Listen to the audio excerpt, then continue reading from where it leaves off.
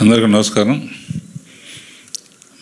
అక్కినేని కుటుంబం, మా కౌరిముడి కుటుంబం రెండు వేరు కాదు.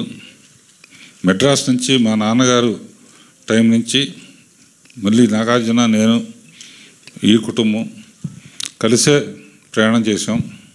ఎన్నో అనుభవాలు పంచుకున్నాం. పర్టికులర్గా ఆయన గురించి మాట్లాడాలంటే రెండే రెండు ముక్కలు. ఆయన ఏం చేశారని కాదు, ఏమి ఇచ్చిల్లారు. హైదరాబాద్కి అన్నపూర్ణ స్టూడియోస్ లాంటి ఒక గొప్ప తలమానికి ఇచ్చిల్లారు. ఎంతోమందికి ఉపాధి కలిగించారు.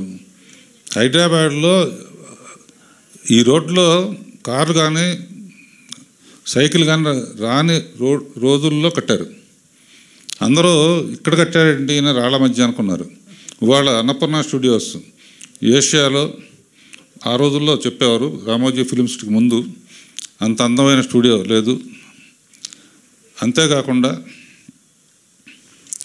ఎన్ని సినిమాలు చేశారంటాం కాదు, సినిమాల్లో దేవదాస్ లాంటి సినిమా, కాళిదాస్ లాంటి సినిమా, విప్రనార్ లాంటి సినిమా, ప్రేమాభిషేకం లాంటి సినిమా, మళ్ళీ అలాంటి సినిమాలు చూస్తామా? అసలు యాక్టింగ్ అనేది స్కోప్ ఉంటుందా అనిపించే లెవెల్లో చేసిన ఘనత నాగేశ్వరరావు ఒక్కరిది.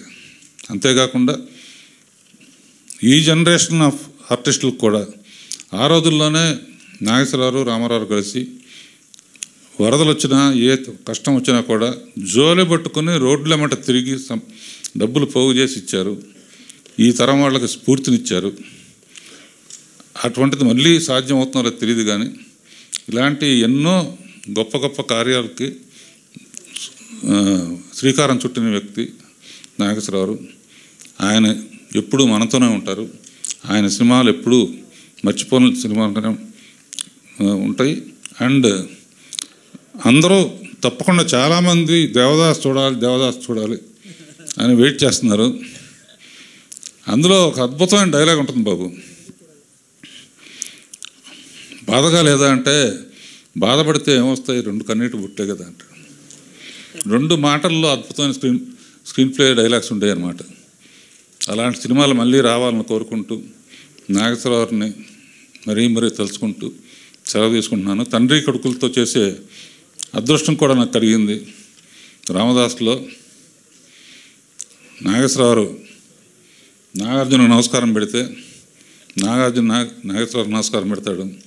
ఏంటి ఈ షాట్ అన్నాడు ఆయన. గురువుగానేమో నాగార్జున నమస్కారం పెడుతున్నాడు. తండ్రిగా కుటుంబం చూసుకోవాల్సిన బాధ్యత నీదే బాబు అని ఆయన నమస్కారం పెట్టాడు అనమాట. ఆ ఉద్దేశంతో తీశాను ఆ షాటు. ఇప్పటికీ మర్చిపోలేని షాట్ అది. And I'm very lucky to do with father and son. And next generation చూస్తాం, వెయిట్ చేద్దాం. All the best. ఆయన ఎక్కడున్నా మనతోనే ఉంటారు. Doctor PVS